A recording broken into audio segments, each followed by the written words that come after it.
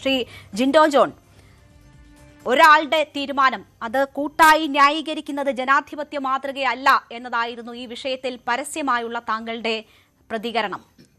മുഖ്യമന്ത്രി എടുത്ത തീരുമാനം പക്ഷേ ഈ സർക്കാരിനെ ആകെ ബാധിക്കുന്ന നിലയിലേക്ക് എത്തിയിരിക്കുകയല്ലേ?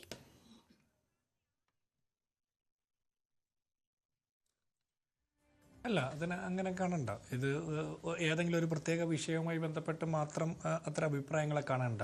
അത് എവിടെയായാലും, ജനാധിപത്യത്തിൽ എവിടെയായാലും ആളുകൾ കൂട്ടമായി എടുക്കുന്ന തീരുമാനമാണ് ഒന്നിച്ചു നിന്ന് പ്രതിരോധിച്ച് പറയേണ്ടത് എന്നുള്ളതാണ് ഒരു ജനാധിപത്യ ബോധത്തിൽ നിന്ന് പറയാൻ ആഗ്രഹിക്കുന്നത്. ഒറ്റയ്ക്ക് ഒരാളെടുക്കുന്ന തീരുമാനങ്ങളല്ല അങ്ങനെ ചെയ്യേണ്ടത്. അത് ഒരു ഗ്രൂപ്പിൻ്റെ, ഒരു ടീമിൻ്റെ തീരുമാനമാകില്ലല്ലോ. ടീമിൻ്റെ തീരുമാനമാണെങ്കിൽ എല്ലാവരും കൂടി ആലോചിച്ച് ചെയ്യണം. ഇവിടെ മദ്യനയത്തിൽ UDF-ന്റെ മദ്യനയം പ്രഖ്യാപിച്ചിട്ടില്ല. ബജറ്റിൽ നികുതി വകുപ്പിൻ്റെ ഒരു ശുപാർശ പ്രഖ്യാപിച്ചിട്ടുള്ള മാത്രമേ ഉള്ളൂ. അതിനപ്പുറത്ത് UDF-ന്റെയും കോൺഗ്രസിൻ്റെയും മദ്യനയം പ്രഖ്യാപിക്കാൻ പോകുന്നേ ഉള്ളൂ. കോൺഗ്രസിൻ്റെ, UDF-ന്റെ അതുപോലെ മന്ത്രിസഭയുടെയൊക്കെ യോഗം ചേരാൻ പോകുന്നേ ഉള്ളൂ ഈ വിഷയത്തിൽ. ഇവിടെ കഴിഞ്ഞ സർക്കാരിൻ്റെ കാലത്ത് അവർ ഇൻട്രൊഡ്യൂസ് ചെയ്ത വീര്യം കുറഞ്ഞ മദ്യം എന്നുള്ള ആ കൺസെപ്റ്റിന് നികുതി നിശ്ചയിച്ചു കൊടുക്കുക മാത്രമാണ് ചെയ്തിട്ടുള്ളത്. അതിനപ്പുറത്ത് ഒരു വലിയ രീതിയിലുള്ളൊരു അഭിപ്രായ വ്യത്യാസത്തിന് ഇടം നിൽക്കുന്നില്ല. ഈ മദ്യനയവുമായി ബന്ധപ്പെട്ട ചർച്ചകൾ തുടങ്ങാനിരിക്കുമ്പോൾ ആളുകൾക്കിടയിൽ ചില ആശങ്ക ഉണ്ടായി എന്നുള്ളതൊരു യാഥാർത്ഥ്യമാണ്. ആ യാഥാർത്ഥ്യത്തെ അഡ്രസ്സ് ചെയ്യാൻ UDF പ്രതിജ്ഞാബദ്ധമാണ്. സ്വാഭാവികമായിട്ടും എല്ലാവരുമായിട്ടുള്ള ചർച്ചകളോടെ, കൂടിയാലോചനയോടെ എല്ലാവരുടെ അഭിപ്രായം കേട്ടിട്ടായിരിക്കും മദ്യനയം പ്രഖ്യാപിക്കുക. ശ്രീ ജിൻഡോ ജോൺ, ഇതിൽ ഒരാളുടെ തീരുമാനം കൂട്ടമായി ന്യായീകരിക്കുക എന്നത് ജനാധിപത്യത്തിന്റെ മാതൃകയല്ല എന്നതാണ് താങ്കൾ പറഞ്ഞത്. അതിന് സമാനമായ രീതിയിലുള്ള പ്രതികരണമാണ് താങ്കളുടെ ഭാഗത്തു നിന്നും ഇപ്പോഴും വരുന്നത്. പക്ഷെ നോക്കൂ, ഒരു മാസം തികഞ്ഞ ഈ സർക്കാരിനെ സഭയ്ക്കകത്തും പുറത്തും അഴിമതി ആരോപണം ഉന്നയിക്കാൻ പ്രതിപക്ഷത്തിന് വഴി ഒരുക്കി കൊടുത്തിരിക്കുകയാണ് ഈ സംഭവം. ഞങ്ങൾ നടത്താത്ത കാര്യം, ഞങ്ങൾ മാറ്റിവെച്ചിരുന്ന കാര്യം നടത്തുന്നു എന്നതാണ് ഇതിലുള്ള ആരോപണം. കുറച്ചു മുൻപ് നമ്മൾ PM ശ്രീ ചർച്ച ചെയ്തിരുന്നു. അത് നിർബന്ധിതരാകുന്നു തങ്ങൾ എന്നതായിരുന്നു മുഖ്യമന്ത്രിയുടെ വിശദീകരണമെങ്കിൽ ഇവിടെ LDF മാറ്റിവെച്ചത് നടപ്പിലാക്കിയതിലൂടെയാണ് ഈ ആരോപണം ഒരു മാസം പിന്നിടുമ്പോൾ സർക്കാരിന് കേൾക്കേണ്ടി വരുന്നത്. അതിനെ താങ്കൾ ഉൾപ്പെടെയുള്ളവർക്ക് ഈ രീതിയിൽ ചർച്ചകളിൽ മറുപടി പറയേണ്ടി വരുന്നത്.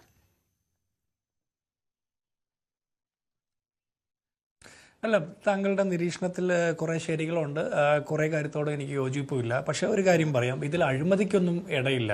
ഇക്കാര്യത്തിൽ നികുതി വകുപ്പിൻ്റെ ഒരു ശുപാർശ ധനകാര്യ വകുപ്പ് അത് ബജറ്റിലൂടെ പ്രഖ്യാപിക്കുന്നു. വീര്യം കുറഞ്ഞ മദ്യത്തിൻ്റെ ഓരോ സ്ലാബ് തിരിച്ച് കൃത്യമായിട്ട് അതിനൊരു ടാക്സ് റേറ്റ് ഫിക്സ് ചെയ്യുന്നു.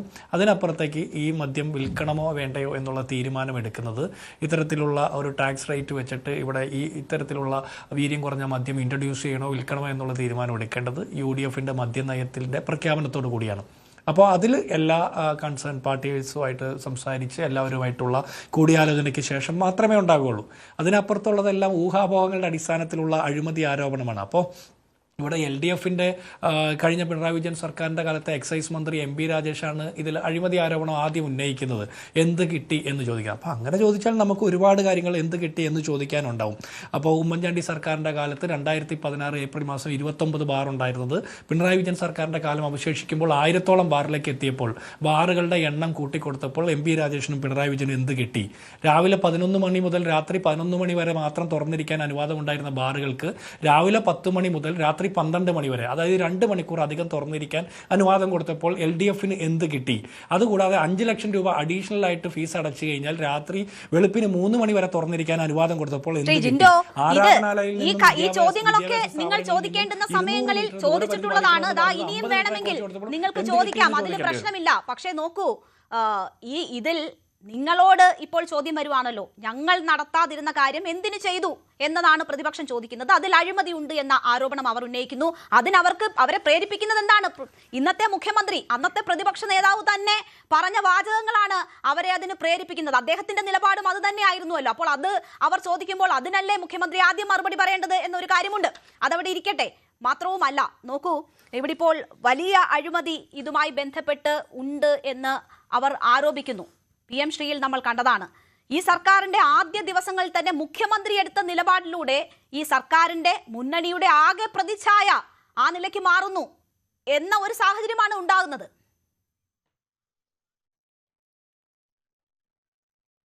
അല്ല, അത് നിങ്ങളുടെ വ്യക്തിപരമായ ഒരു നിരീക്ഷണമാണ്. അതിനെ ആ അർത്ഥത്തിൽ അംഗീകരിക്കാനോ അതിനോട് യോജിക്കാനോ എനിക്ക് താല്പര്യമില്ല, അങ്ങനെ ചെയ്യാനും പറ്റില്ല.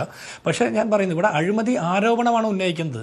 അഴിമതി ആരോപണം ഉന്നയിക്കാൻ ഇത്തരത്തിൽ വീര്യം കുറഞ്ഞ മദ്യം വിൽക്കാൻ UDFന്റെ മദ്യനയത്തിലൂടെ പ്രഖ്യാപിച്ചിട്ടില്ല, തീരുമാനമെടുത്തിട്ടില്ല.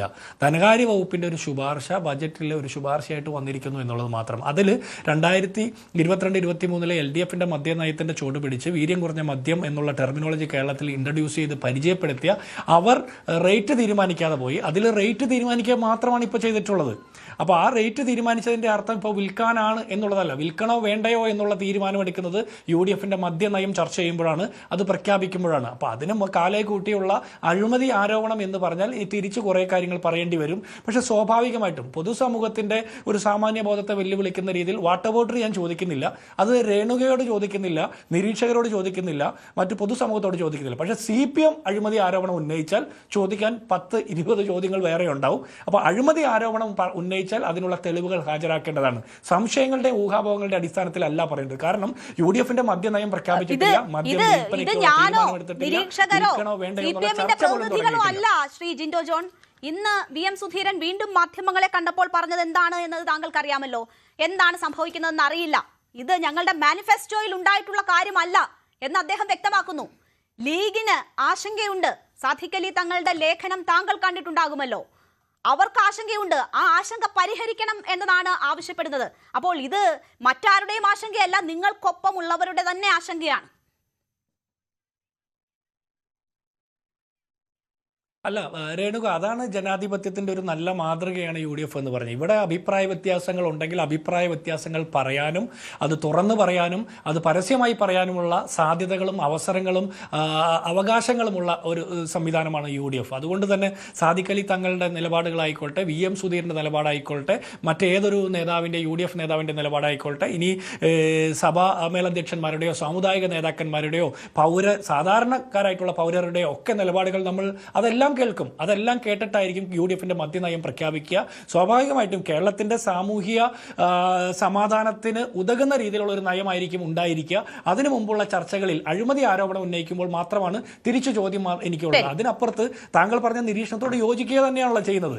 ഇത് ധനകാര്യ വകുപ്പിന്റെ നികുതി വകുപ്പിന്റെ ശുപാർശ ബജറ്റിൽ പ്രഖ്യാപിച്ചു എന്നുള്ളതിനപ്പുറം ഇത്തരത്തിൽ മദ്യം വിൽക്കാനായിട്ടുള്ള ഒരു തീരുമാനം എടുത്തിട്ടില്ല.